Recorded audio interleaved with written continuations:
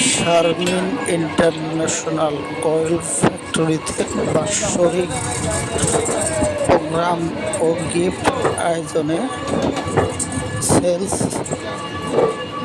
টিমের সকল সেলস এক্সিকিউটিভদেরকে নিয়ে একটি খাওয়া দাওয়ার আয়োজন এবং আনন্দঘর পরিবেশ গিফটের আয়োজন করা হয়। এতে উপস্থিত ছিলেন শারমিন ইন্টারন্যাশনাল কয়েল ফ্যাক্টরির চেয়ারম্যান জনাব আল আমিন হোসেন।